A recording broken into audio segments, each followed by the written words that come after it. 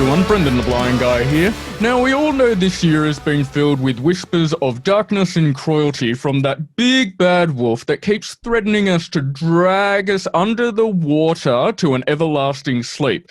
But we mustn't forget that this year has also brought us a shimmer of golden light which will stay with us even after the darkness is long gone. I give to you the lifeblood and iron heart of musical lush heaviness, Steve and Marcus from City of Souls. How are you guys? Doing good, man. What an intro. Yeah, bro. I was just going to say that. Can you give us a copy of that? We'd love to show the other dudes, eh? Yeah, okay. Awesome. Yeah, I appreciate that, man. No worries. I do love, I love my intros. That's kind of my little goal and treat of each interview is to, try and wow people with my intros. So, anyway. Well, you did that. Wowed. Officially wowed. Awesome. Cool. Well, first of all, I noticed when I was reading up on you guys on your website, I noticed that you guys are a bit of a collage of musicians from all over the place. So you've all been in different bands prior. You, Steve, apart from being one of the founding members of City of Souls, was also in the band in Dread Response and Blacklist with Marcus here, who was one of the founding members of Blacklist. And I'm going to use the analogy, it's kind of like all of these other bands by themselves are great, and it's like different colours, okay? You can appreciate this, Steve. It's like different colours where all of the colours separate are beautiful on their own. But when you form all of these musicians like yourselves together, it makes a beautiful mosaic piece. So, what kind of brought you guys together? Like, how did you all come together and create this mosaic that is City of Souls? Well, I can give a brief intro on that, but to me, as I say, myself and guitarist Trajan Schwenker formally kind of formed the band in 2013. But to be honest, it really didn't become a band until we got all 6 members in. So to me, and really the band started when we got Marcus, who was the last member to join, I think around about end of 2014, I think. Once we collectively got that, I felt it shifted up a phase. So even though we've been in these previous bands, as you say, I really feel that the collection of us all 6 together, we seem to just share a vibration that we all seem to love and seem to be able to write a certain kind of music together. And that became very apparent once we got the final lineup with Marcus. So really we've done all these other bands before, man, but really I think that we tend to have Captain Planet a little bit and got together, and I just feel we do something unique and something that's really honest, you know? Oh, definitely. I couldn't agree more. Okay, and speaking of unique and, you know, what you've brought to us, okay, so I'll give people a bit of a background of how I came across this amazing band. See, I was actually going through Apple Music one day and all of the recommendations of new albums that Apple Music thinks I'd like. And they hit the nail on the head with this one. But what really got my attention is that I was reading through the album titles from all of these bands, and a shiver went down my spine when I saw the word synesthesia. Because I too have synesthesia, which for people who don't know, it's where we see colours when we hear music. Now, Mr. Steve Boag here also shares this strange gift of synesthesia.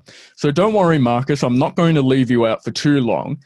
But I do want to ask Steve, like we were talking about it a little bit last week, but like for me personally, I've found that if I, for instance, if I see a light green, it's often a good indication that the song's in the key of A major. If I see a dark green, A minor.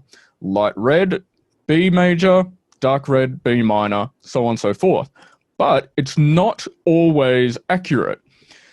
For example, if I were to trust my synesthesia, listening to Sleep off your album Synaesthesia, I would have said it was in the key of A major. But when I was figuring it out on the piano, turns out I was a tone and a half off and it's in C sharp major, if I'm correct. So it does differ with the amount of different layers and textures in the music with all the different emotions. So, Steve, how do you experience your synesthesia and how does it come out in the music? Yeah, sure. The synesthesia I seem to have doesn't seem to be anything related to, say, key centers or anything like that. As far as I kind of understand it, it just it's basically as soon as there's an emotion that's displayed through music, I'll either get a really distinct color. And I learnt over time when it was actually when me and Trajan years ago were writing for our old band in Dread Response, he kind of noticed that I kept referring to things in colors. I had no reference to synesthesia. I didn't know it was a thing or anything like that. And when we started City of Souls, we actually looked it up and it seemed to be exactly what I've been doing all my life. And trying to communicate it to people. So really the way that I use it is, it's, say, for example, Marcus will come with an idea and it's like binary. Either I'll see a synesthesia color, which it feels like an emotion I'm just kind of feeling, and I'm just kind of feeling a color, and it's a really bizarre way to try word it. But for example, Marcus could have an idea and I could get a light green idea. I could get a light green feeling from that and a really powerful feeling, an emotional feeling. And I definitely understand what you mean. I basically, I guess the benefit of it is, like, I know what notes will go with that feeling, pretty well by now. So if I get a feeling color, I feel that I can kind of keep that feeling going as such in the writing. And it just became a really cool word that I think really joined the aspects of the visual aesthetic and the musical kind of lush aesthetic that we have. It really felt like a word that felt really that really summed up the 4 to 5 years process of writing, from the very start writing to when it was released. And it felt like a word that it seemed to sort of cross over from audio into visual as well, and it kind of blurred those lines. And I was really proud, and I felt that really it really summed up our entire album experience. Yeah, oh, definitely. And just out of curiosity, what color do you see when you play the song Sleep? Light yellow. Ah, very, very close to me, because that's quite funny, because I see a mixed, predominantly light green, but there are traces of yellow in there. Ah. We're basically the same guy. Look at that. And what color do you see with Ferryman? That's a very dark purple, which is a very different emotion that I tend to not really write in. That tends to be that was a really interesting a visual color for me to see, and that's the only one on the album that actually has that particular, I guess, emotion to it. Yeah, for me, it's kind of like pretty much like a burgundy, a really dark red, I suppose. Yeah, very close to purple. So, yeah, you never know. Our synesthesias may be working on a similar wavelength. Wouldn't it be cool if we see the same colors? That would be really cool.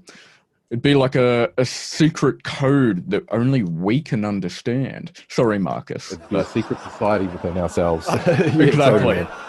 Yeah, I find this stuff fascinating too.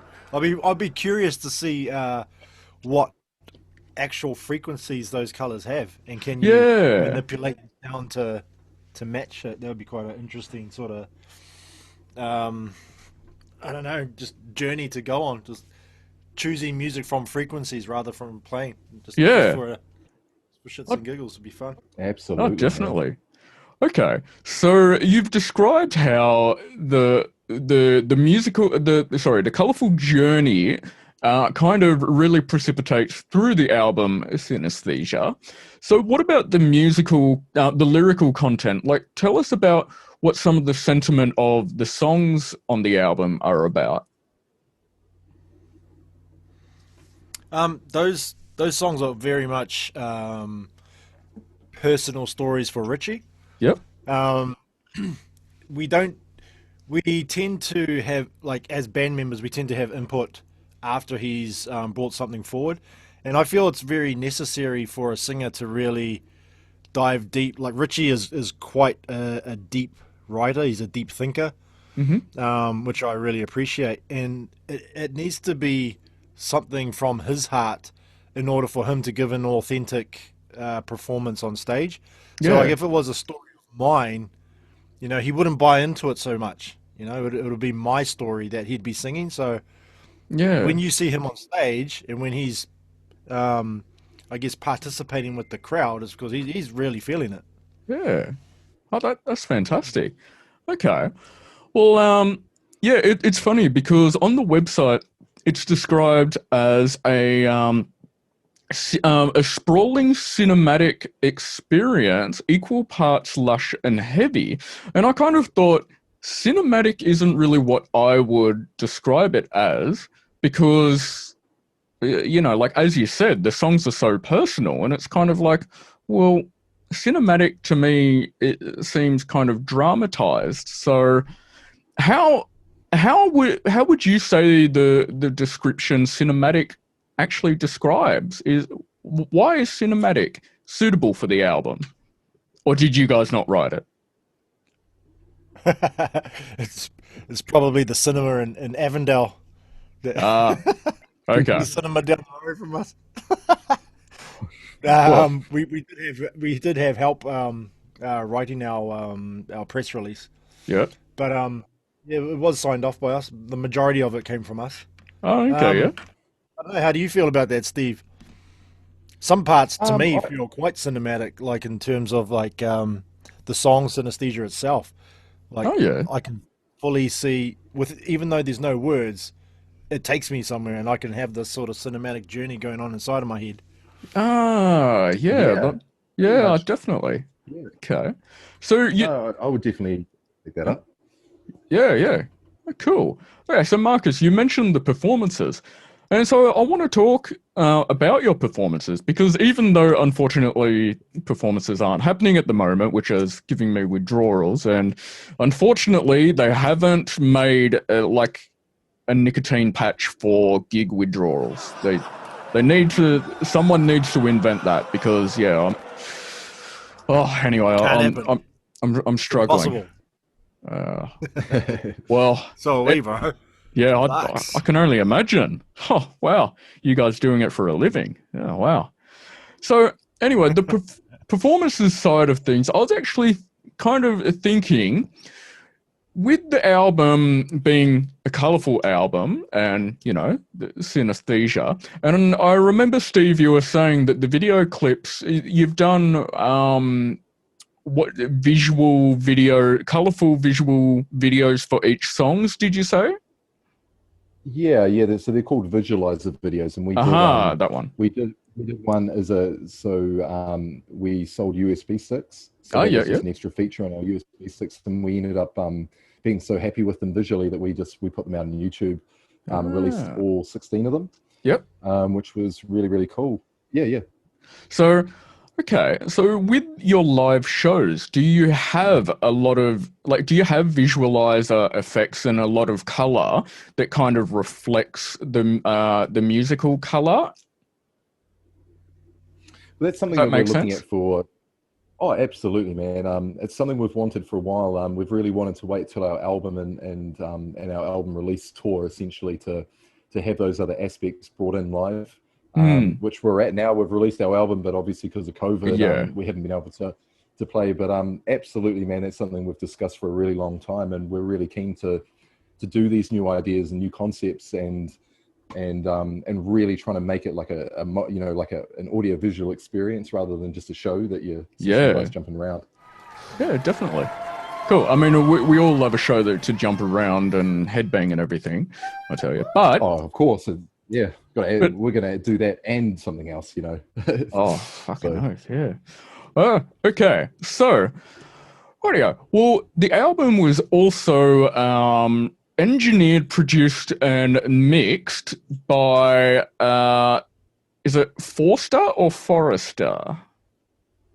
Uh, Forrester.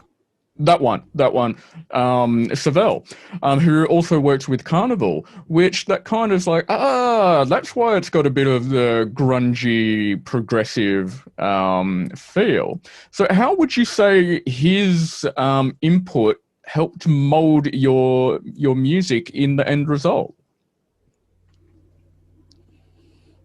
Do you want to go first, Marcus, on this one? Yeah, sure. So recording with Forrester, there was a lot of back and forth. Yeah. So some of the band went to Australia, recorded on the Gold Coast. For parts of it, he stayed at my house. We recorded some stuff at my place. We recorded some stuff in a storage facility that we just put up soundproof paneling, and then we also hired out studios. So, nice. But I guess we went to Forrester because we're very, well, personally, I'm a fan of the production quality that he's delivered on albums that we admire. Yeah. And you can definitely hear that come through with his audio engineering techniques. But in terms of production, I feel that it was very much a partnership. You know, we bounced off each other, but I guess the core production of the song was very much, you know, City of Souls. Yeah. I'd say about 90% of the song was written before we handed it on. But definitely Forrester brought out some gems, and, you know, in the pre-production as well, we were able to you know, come up with other ideas and bounce things across. But yeah, he's a wealth of knowledge, and, you know, what he captured was brilliant. Yeah, awesome. Okay, and I'm going to jump back to the performing a little bit, because I just remembered last week, Steve, you were saying, like, when I was asking of, like, you know, what key is Lifeblood in? And I remember you were saying, like, actually, I'm not really sure, because apparently you have a unique way of tuning the guitar. So I was originally going to ask you guys of, like, you know, you've had constant radio play on, like, New Zealand's biggest rock radio station, the Rock FM, as well as Triple J here in Australia, and you also won the best video was it for Water at the North Hollywood what was it, what was film festival? Yeah. Thank you. Yeah. That one. I normally have notes here, and I'm just like, no. Anyway, so I was originally going to ask, what do you think the key to your success is? But I think that's pretty obvious with your music and your performances.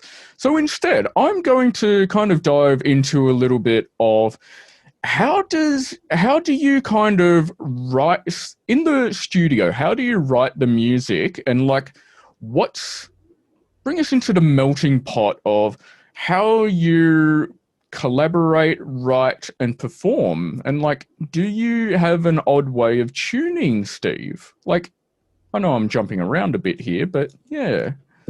Right. Yeah. Well, to answer your question, I mean, the reason why is because of, the way that we tune our tune, how we tune. Yeah. I decided to not use my musical theory brain as such. I decided to kind of keep that separate. So Yep. I think the way that we tune, it just seems to really work really well for us. Marcus he's tuned using a 7-string with Trajan, the other rhythm guitarist. Yeah. I'm tuned to what's called a drop C sharp tuning, which is pretty conventional, but I tune the highest string down a full step. So what actually by doing that, what it enables you to do is to have these chord shapes where you can have these kind of dissonant shapes where generally you'd have to stretch your fingers quite wide to get them, but because of the way it's tuned, it changes the guitar shapes a bit, so you can play around with some different kind of melodies. I find that normally you'd have to sort of stretch your hands a little bit wide to kind of get. These were just tunings that we sort of fumbled upon, and they just really worked really well for us. Oh, okay. So that probably why I have trouble discerning one particular color, and why it's not always accurate with my synesthesia with your music because there's so much going on. And so my synesthesia is like, wait, hang on. Is that yellow? Is that green? Is it blue? I don't know. So that's really cool. Yeah, very nice. What's your tuning, Steve? Because I know you're quite different to mine, eh? Yeah, so mine's a standard drop C sharp tuning. So like, you know, around the Fur era, Deftones era, but by tuning the high string from a D sharp down to a C sharp, it just allows chord shapes to have this string that rings out, and it sounds really quite dreamy. So a lot of our sound, I think, comes from those kind of chord shapes, which we're able to do a lot easier because of that tuning. Yeah. Marcus has got probably one of the most bizarre tunings known in rock. Do you want to have a talk about that, man? Yeah, but, oh, bro, I'll show you, bro. It's so. Oh, you got the guitar right there, eh? Yeah. Got the Jackson, but it's F sharp. So this is an 80 gauge string to start off with, yeah, which is pretty much like a bass string.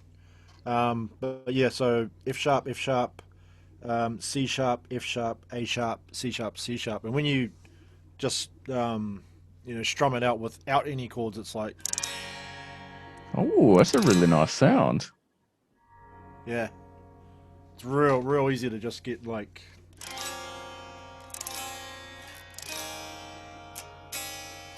Yeah, it's wicked. Love it. Yeah. Wow, that's really nice. Okay, so when you write and perform, how do you make sure that, you don't all clash and that you kind of all, in tune with one another? How does that work? Well, I guess our audio, live sound mixer, he's panning me and Trajan, so, left and right. Oh, yeah. We're kind of hitting the same sort of notes, just different amps, different modeling, and obviously different guitars and stuff. So there's a slight difference between me and Trajan, but we're doing the rhythm the same. Oh, okay. Because I was thinking, hang on, if you're all tuning differently, then, how do you all make sure that it all sounds right? But okay, cool. Well, this is me. I'm a pianist, not a guitarist, so over my head. Anyway, cool. Well, anyway, I reckon next time we get exclusive, guys. Just me and you two. And all of the viewers, of course. So, what would be an exclusive fun fact about yourselves? Go on, Steve. It's Fun you, mate. fact. It's not so much of a secret. I'm really into UFOs, UFO research, and those kind of topics. Trajan, our guitarist, actually in our band, is he's definitely a knowledgeable guy, and same with Marcus. So there's three of our band, especially we're in the UFO realm, eh? Ah, it's really cool. I'm definitely a Trekkie. Ooh, very nice. My grandfather would very much approve of that. He's done treks in Nepal many times. Absolutely loves it. He's trying to get me into it, but I keep sort of telling him, nah, I'm too blind for it. It's OH&S risk there. Nah. Oh, well. I'd rather do the virtual trekking. So, yeah. Anyway. Cool. Well, now it's time for my absolute favorite question. That's right, people. It's what the fuck time. So, guys, you must have some pretty priceless moments on your music career in this band and previous bands you've been in. But what's the one that takes the cake as being the most hilarious, priceless, what the fuck? Man. Let's see if you guys can keep in sync. Like, let's see if you both think of the same story. God, Marcus, we have some good ones. Yeah. What the fuck moments? Okay, I'm gonna have to simmer on that for a bit. I'm gonna have to keep thinking. All right. So, in my other band, Blind Spot, we yeah. What year? I can't remember what year it was, but we were playing the Summer Sonic Festival in Japan. So it was the same time as Tool, Linkin Park. Muse. Oh, yeah. oh, It was awesome. that one where I was tempted to swim over to Japan for it. Oh, Oh yeah, sweet. Yeah, that one. yeah. So we were backstage, and the backstage was pretty much like a festival in its own. Like Oh, yeah. you'll come out of your backstage room, and then they'll have like a K Swiss shoe tent, and then a vodka tent, and you just go along and help yourself to all the shit that's out there. Yeah. But we were sharing a tent with Avenged Sevenfold. Ah, nice. Yeah, lucky to hang out with them shadows and at that time, But yeah, they were all there with they had their own security that they brought on tour with them, and these guys were all like 6 foot, 7 foot wrestlers, Wow. and yeah, that in itself was already kind of intimidating and weird. But we got to get to know them, and they were pretty big vodka drinkers, and just like I guess the what the fuck moment was kind of like them bullying us into drinking with them. That was real strange. And then just like talking about wrestling moves, and then getting suckered into getting beaten up by their bouncers, and them just taking. Oh, Also cool at the same time. yeah. Were they nice enough to record it though? No, they did not record it. Thank fuck. Well, I mean, if they're going to do that, I mean, the least that they could do is record it. Yeah, and share it on the internet for the rest of my fucking life. Yeah, exactly. Okay, well, I would love to talk to you guys all night. I really would. But hang on, there's a notification here. What's this? Fuck off notification. I'll edit that out anyway. All good. I was just making sure that Zoom wasn't playing up there. Sorry. Okay. Got yourself some sweet signed drum skins on the. Yeah. Yeah, I commented on that too. First thing I said. Yeah. I'm a very much a massive collector. I love drumsticks, drum heads, and everything like that.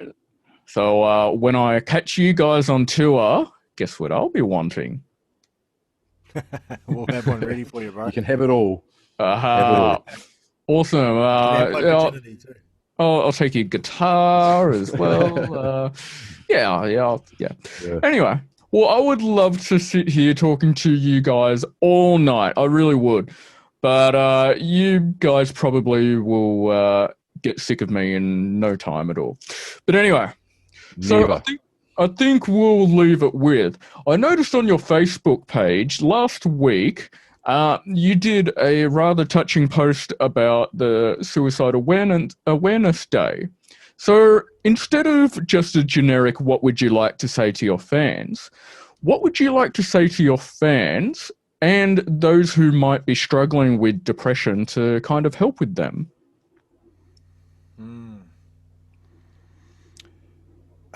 Man, I know personally, I've lost a lot of people that I know to suicide. Depression is a very real, I guess, obstacle for many. But it's so many factors go into it. I mean, if you don't give yourself a fighting chance, like, eat healthy, whatever you're consuming, whether it's your food or the content that you're working on social media, you're not off to a good start. Like, I'd say shift what you're consuming, shift what you're inhaling, shift what you're viewing. Really focus in on happiness. And when those moments are around that you're feeling down, know that there's people out there that can help, even in the darkest moments. Test yourself to go and just go, right, fuck, I will try a different approach, and reach out to others. Yeah. What about you, Steve? What would you like to say to fans? I think Marcus really really said it very well. My thing I can only really add to that would be it's really okay to talk. We as a band, we've all collectively gone through our teens and our 20s, and we've all had issues ourselves, and we've kind of come to that place of happiness and that place of allowing yourself to be happy, and that's come from years of of having those dark, cloudy times, just like everyone else, and we all have that. But that idea that one, you can talk about anything, but the second thing is that all your thoughts are just, they're clouds, they're passing through the sky, they pass. That's to me has always been a really vital metaphor for my own mental health as well. Is real, is those feelings that you feel are very real, and they're very emotional, very physical, but they're clouds. They're passing, and they will pass. I found that's been really, really helpful, and that's what I believe about the core of our band and Synaesthesia really is that trying to give that positivity through struggles to the world. Wow. I think a technique that I kind of use whenever I'm in a dark place is I will often stop and go, right, what is the story that I'm telling myself here, and what am I meant to be learning from this situation? So it really, instead of being in the emotion and in the feeling, I become an observer of it. So yeah, it's kind of like stepping out and then going, okay, why am I feeling this here? What is this? What are my thoughts, and what's creating that in my body, and how can I shift that? And then you start to find tools to drive you forward, I find. Yeah. Oh wow, that's some amazing advice from the both of you. Thank you very much. And I hope everyone can actually get some value out of that, like I'm going to. Definitely. Thank you, guys. Okay, well, again, it has been an absolute pleasure talking to you guys. Thank you so much. And people, don't forget to follow Keen Eye for Concerts on all of your favorite socials, and sign up to our e-newsletter at keeneyeforconcerts.com. And while you're at it, do not forget to check out City of Souls on all of their socials. And where can everyone buy CDs and vinyls, guys? Bandcamp, bro. That's the place. They look after us at Bandcamp.